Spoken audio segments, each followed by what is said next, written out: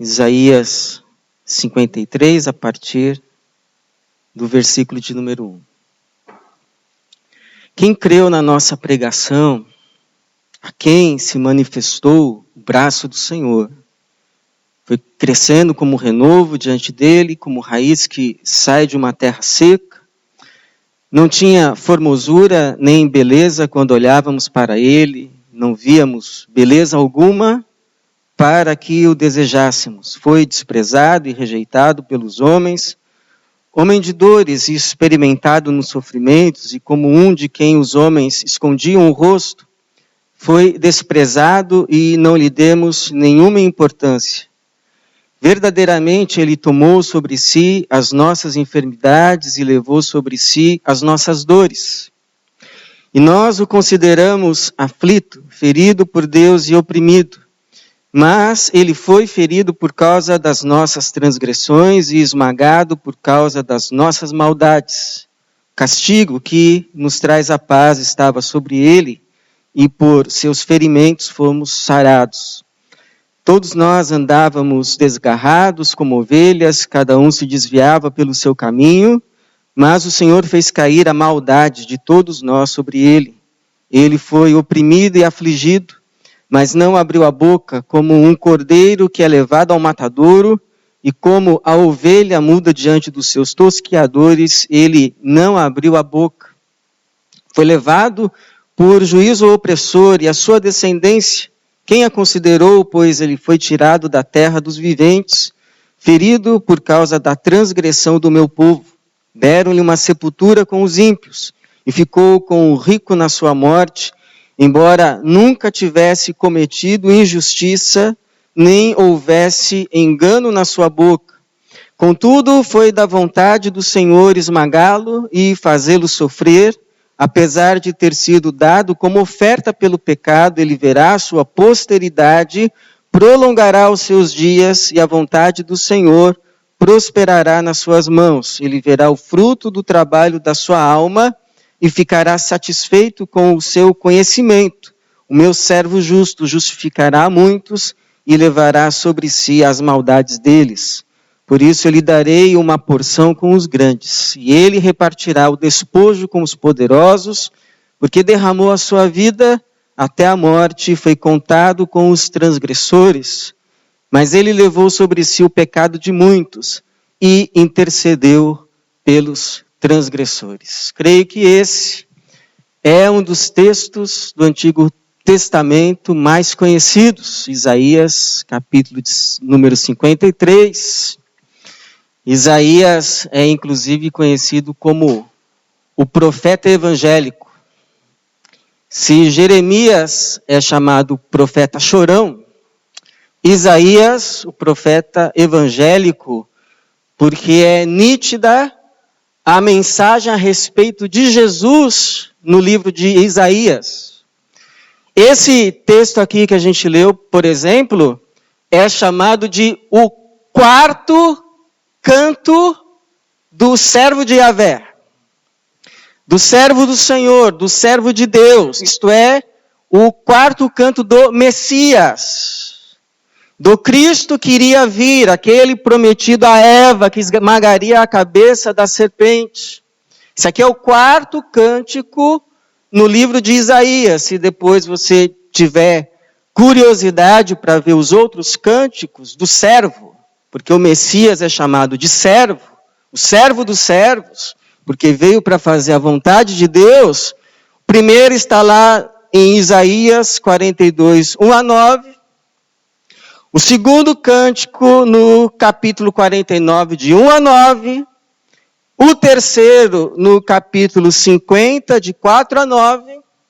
E o quarto cântico, esse que lemos, mas na verdade começando no versículo 13 do capítulo de número 52. Porque quem fez a edição depois colocando os capítulos, nem sempre observou de fato aonde é que o pensamento daquele que escreveu o texto começava. Então esse Isaías 53, que é conhecido por nós, ele é chamado quarto cântico do Messias, porque parece também com um álbum de fotografias. Não sei se você ainda tem, ou se você lembra dos álbuns de fotografia. Hoje em dia a gente tira foto, deixa no celular, não imprime, daqui a pouco esquece. Mas eu lembro que a gente tinha o hábito de ter álbuns de fotografia. Eu sei que algum aqui ainda faz isso. Mas álbum de fotografia era aquele livro, lembra? Assim, grosso, em que a gente colocava aquelas fotos que mais marcantes eram. Eu lembro que a gente tirava a fotografia e demorava um tempo para revelar. E a gente ficava pensando, será que aquela foto queimou? Tomara que aquela foto não tenha queimado. Aí chegava lá para pegar, justo aquela tinha queimado. Mas as que não tinha queimado, a gente fazia uma seleção. Falava, essa vai para o álbum, essa vai para o álbum. O resto a gente colocava lá na gaveta, esquecia delas, no dia de, sei lá, fazer limpeza, jogar fora. Mas a do álbum estava lá. E aí quando a gente vai ver o álbum, é como se a gente estivesse vendo assim uma história, a nossa história, a história da nossa casa, a história da nossa família, porque tem aquelas fotos mais marcantes que contam a nossa história. E esse texto é como se fosse assim um álbum, porque ele vai retratando alguns momentos da vida desse Messias que são únicas. De modo que quem olha para Isaías 53 e vê esses retratos e olhasse depois para o Messias, diria, é ele. Só pode ser ele, porque se vai acontecer essas coisas com o Messias, essas coisas que são únicas, estão acontecendo com esse indivíduo é o Messias. Aliás, conheço histórias de pessoas que reconheceram Jesus como Messias, como Cristo, lendo Isaías de número 53. Então, por exemplo, que retratos são esses desse Messias único? Primeiro é o retrato que esse Messias, Jesus, sendo desprezado. Versículo de número 3 vai dizer, foi desprezado e rejeitado pelos homens.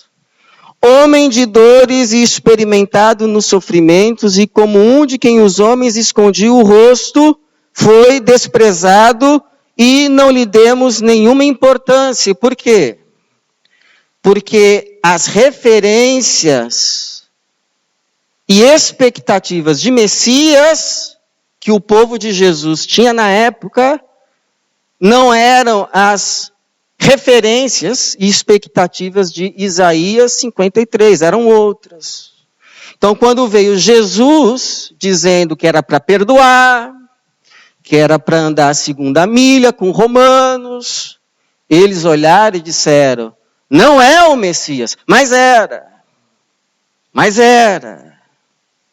Escolheram outras referências e se esqueceram de Isaías 53. Às vezes a gente tem que olhar para o Jesus que a gente tem na cabeça, conferir com o Jesus que é apresentado na Bíblia, nas Escrituras, para ver se o Jesus que a gente está seguindo é o Jesus das Escrituras mesmo, a fim de que a gente não despreze o verdadeiro e siga um falso. O segundo retrato é o retrato de Jesus levando as nossas dores, enfermidades e maldades.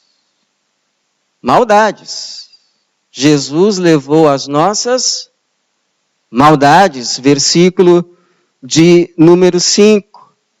Mas ele foi ferido por causa das nossas transgressões e esmagado por causa das nossas maldades. Que maldades? Tudo aquilo que a gente faz para os outros e acha que não é nada, ou às vezes nem percebe, mas se fazem com a gente se ofende.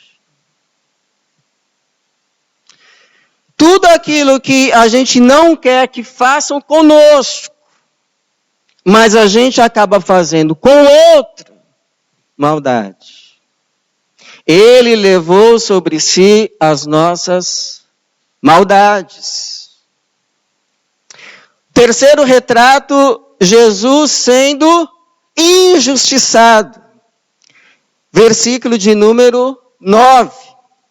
Deram-lhe uma sepultura com os ímpios e ficou com o rico na sua morte, embora nunca tivesse cometido injustiça, nem houvesse engano na sua boca. O julgamento de Jesus foi injusto. A sentença de Jesus contra Jesus foi injusta. A condenação de Jesus foi injusta. E se sofrer justamente já dói, imagine sofrer injustamente. Pedro chega a dizer que Jesus andou por toda parte, curando os enfermos, expulsando os demônios e fazendo o bem. Só fez o bem, mas foi tratado, sentenciado e condenado como um malfeitor, porque estava levando as nossas maldades. Jesus sabe a dor dos injustiçados. E o quarto retrato, Jesus vivo, ressuscitado e com o seu povo para sempre. Versículo de número 10. Contudo, foi da vontade do Senhor esmagá-lo e fazê-lo sofrer. Apesar de ter sido dado como oferta pelo pecado, ele verá a sua posteridade, prolongará os seus dias e a vontade do Senhor prosperará nas suas mãos. Porque Deus fez do servo dos servos o Rei dos Reis. Porque os servos que seguem o servo dos servos, que foi feito o Rei dos Reis, também foram feitos reis, porque a Bíblia diz que nós vamos reinar com Cristo.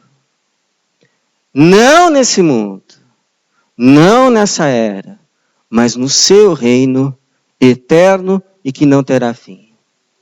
Essa é a última foto. O Messias que foi rejeitado, o Messias que foi carregando as nossas maldades, o Messias que foi injustiçado, agora vivo e reinando com o seu povo, aqueles que o serviram também nessa vida e, portanto, reinarão com ele na outra, no seu reino. Essa é a última foto. O quarto retrato de Jesus. Jesus com o seu povo. Jesus com os seus servos feitos agora reis, pois reinarão com ele. Deus faz dos seus servos reis. Jesus com a sua igreja, formada não apenas por um povo, mas a sua igreja lavada, remida, formada por gente de todos os povos, representantes de cada língua, representantes de cada povo, representantes de cada tribo. Vai ter um representante pelo menos de cada tribo. Vai ter pelo menos um representante de cada povo.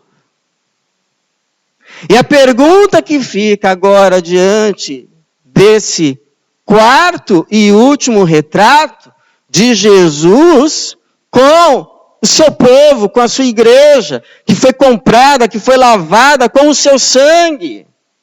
Aqueles a quem ele carregou as maldades, e porque ele carregou as suas maldades, foram justificados por meio do seu sacrifício, e agora vivem para a glória de Deus.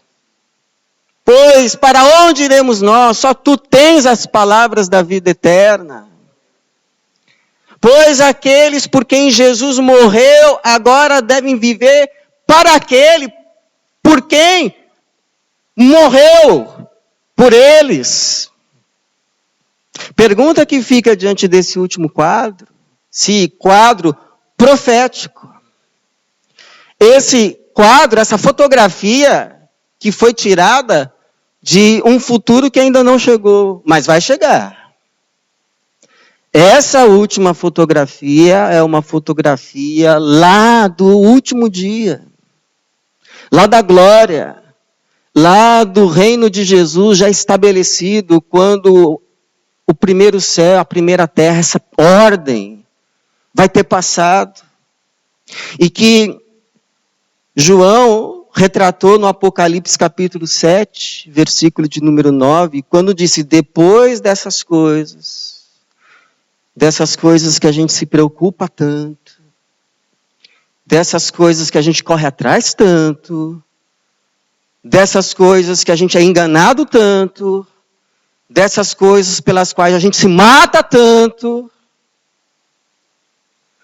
dessas coisas por meio das quais esquecemos de Jesus tanto, dessas coisas as quais esquecemos do nosso seguir a Ele nessa vida tanto, depois dessas coisas, vi uma grande multidão. Uma grande multidão que ninguém podia contar. De todas as nações, tribos, povos e línguas, diante do trono e na presença do Cordeiro, todos vestidos com túnicas brancas e segurando palmas nas mãos, em louvor àquele que os remiu, o Cordeiro, oferecido, aquele que ficou mudo na cruz, mas hoje fala. Hoje fala. A pergunta que a gente tem que responder diante desse último retrato são duas. Duas apenas. Sabe quais são? A primeira é se a gente está nesse retrato. Se a gente está saindo nessa foto. Porque o texto, o canto do servo, vai dizer que estarão muitos, mas não diz que estarão todos. Versículo de número 11. Ele verá o fruto do trabalho da sua alma e ficará satisfeito. Quem é o fruto do trabalho da sua alma? Sua igreja. Seu povo. Os remidos. Ele verá o fruto do trabalho da sua alma e ficará satisfeito. Com o seu conhecimento, o meu servo justificará a muitos. Muitos? São muitos. Glórias a Deus. Uma multidão que ninguém podia contar. São muitos. De toda a tribo, povo, língua. E a gente vai ficar a eternidade conhecendo gente lá. A gente vai ficar a eternidade conhecendo irmão lá. E lá vai poder abraçar. Então muitos, são muitos, mas muitos não são todos. Por isso que é possível que nesse dia haja surpresas, algumas desagradáveis.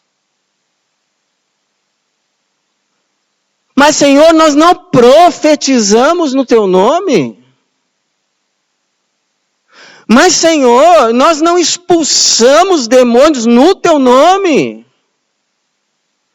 Mas, Senhor, nós não fizemos muitos milagres no teu nome? Você aí que gosta de milagre?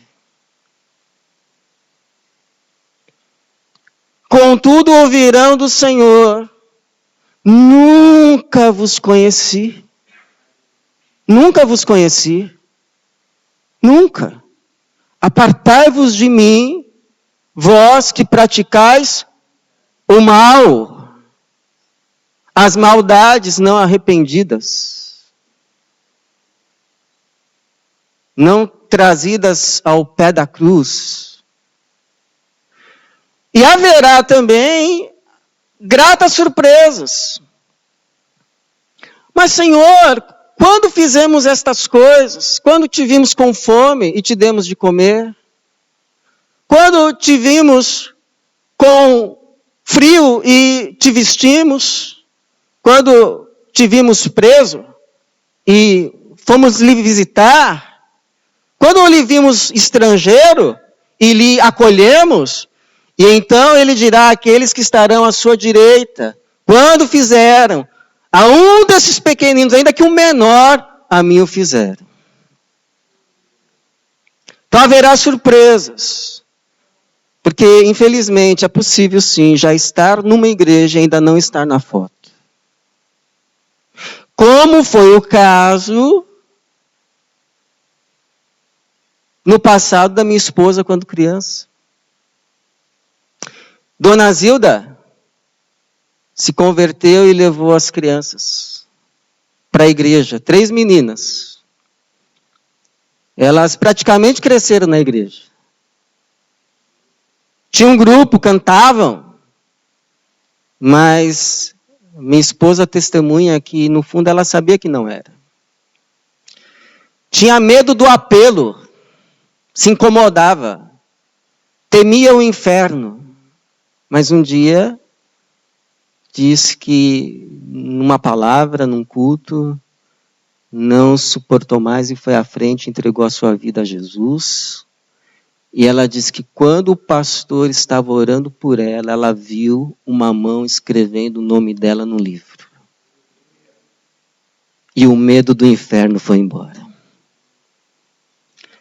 Não estou dizendo que esse é o teu caso. Não estou dizendo que esse é o meu caso. Eu só estou cumprindo com o encargo santo de relembrar que a Bíblia recomenda o autoexame. Autoexame. Não para a nossa condenação, mas para a nossa salvação. Como o apóstolo Paulo disse, se julgássemos a nós mesmos, não seríamos condenados. Quando, porém, somos julgados pelo Senhor, somos corrigidos para não sermos condenados com o mundo. Para não sermos condenados com o mundo. Autoexame, para ninguém ficar enganado consigo mesmo. Mas há uma segunda pergunta que a gente precisa fazer, olhando esse último e quarto retrato do Messias, agora já ressurreto, já vivo, com os santos. E a segunda pergunta é se a gente deseja que mais gente entre nessa foto. Ou se nós somos seletivos demais. Já está tão bom a gente aqui, para que mais gente? Está tão bom, tão confortável. Nós nos amamos. Nós nos conhecemos. Para que trazer mais gente? Para dar problema para a gente? Ou será que somos não seletivos, mas indiferentes? Bom, se vai vir mais gente, eu não sei. Mas eu estando na foto, tá bom.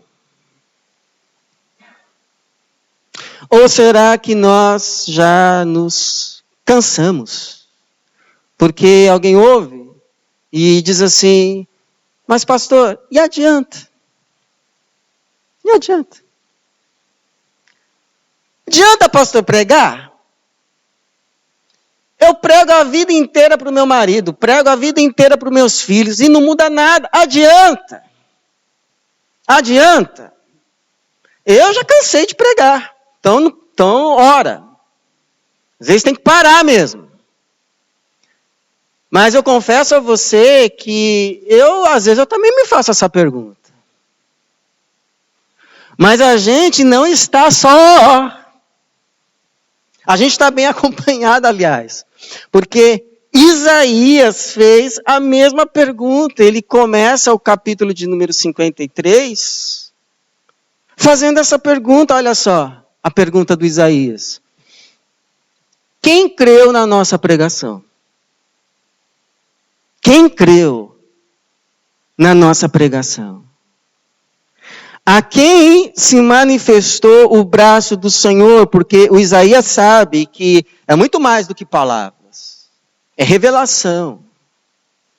Uma hora acende a luz, o Espírito Santo sopra, a pessoa enxerga. Lembra daquele hino? Foi na cruz, que um dia eu vi meus pecados castigados em Jesus. Foi ali pela fé que os meus olhos abriam. Até então está cego, não enxerga. O Paulo vai dizer que o príncipe desse século cegou o entendimento dos incrédulos para que não vejam a salvação. Então o sujeito não vê.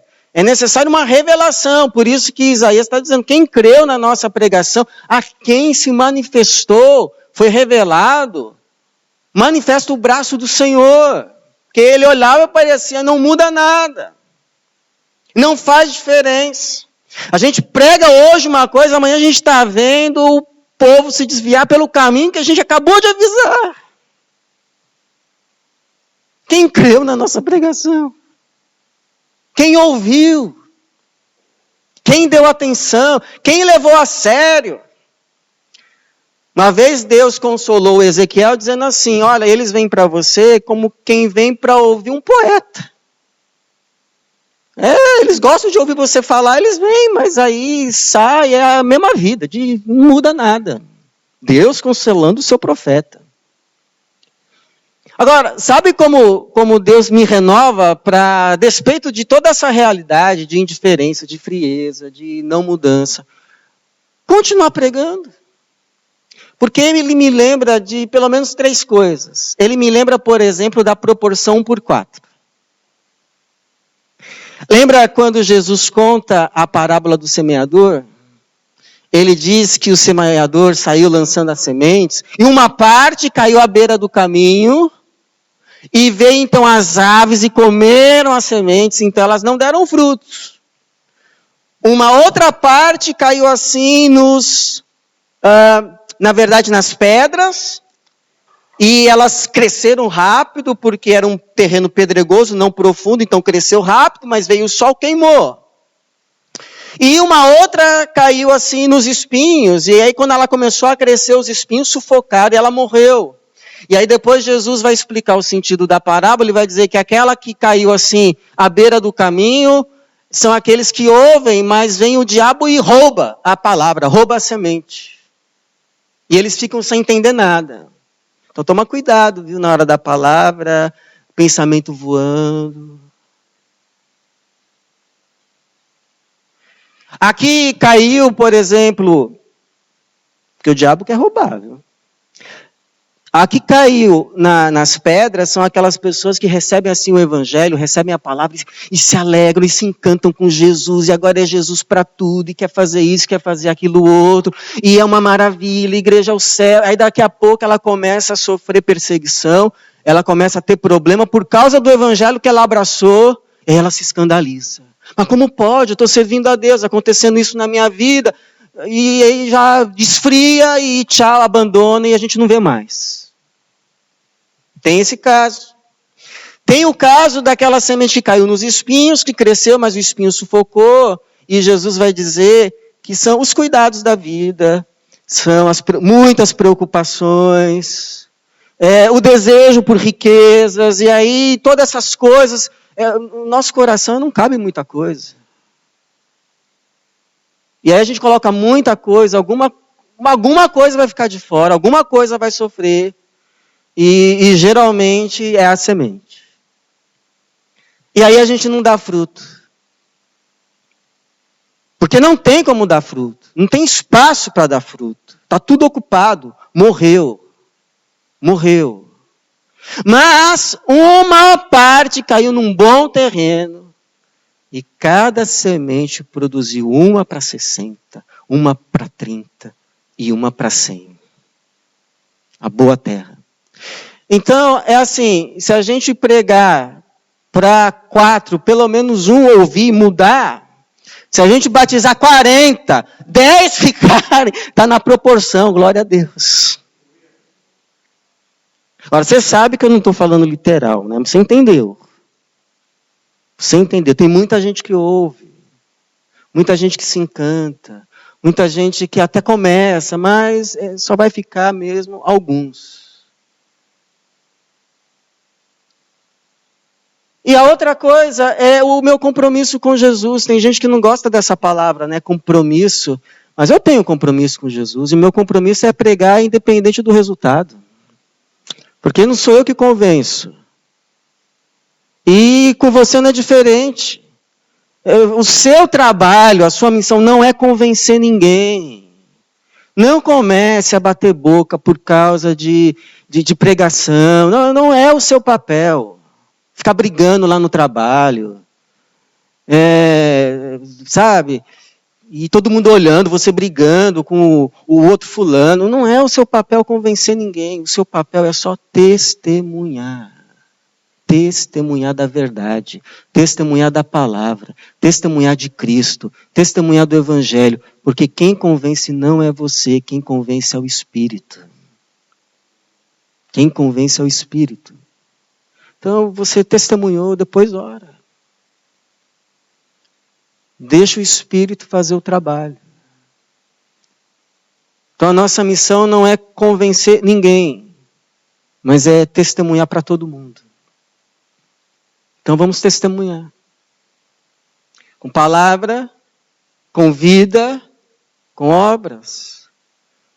Que eles vejam as vossas boas obras e glorifiquem o vosso Pai, que está nos céus, no dia da visitação. E terceiro, o que me motiva a continuar pregando, irmãos, a despeito de tudo, é a minha certeza que, a despeito de tudo, ainda tem sim muita gente sendo salva, tem muita gente tendo encontro com Jesus, tem muita gente entrando na foto. Hoje mesmo estava lá em Frick, pregando, e tinha gente lá da República Dominicana. Uma, inclusive, que já foi batizada na nossa igreja. Mas também tem gente lá de Portugal, tem gente lá do Brasil, tem gente lá, Cuba. Por quê? Porque, a despeito de tudo, da indiferença de alguns que ficam entre esses muitos e todos, sem esses alguns, Deus continua fazendo a sua obra de salvação e nos convida a participar dela. E isso é um privilégio. Isso é um privilégio. Porque o quadro, o retrato está se completando, está se formando. E quando esse último retrato de Jesus com o seu povo, de gente, representantes de todo o povo, toda a língua, toda a nação, se completar, aí Jesus vai voltar para levar a sua igreja. Como diz assim Hebreus 9:28, assim também Cristo, oferecendo-se uma só vez para levar os pecados de muitos, aparecerá a segunda vez. Não por causa do pecado, já foi a primeira vez. Aparecerá a segunda vez, não por causa do pecado, mas para a salvação dos que esperam por Ele. Você espera por Jesus? Jesus está vindo te buscar.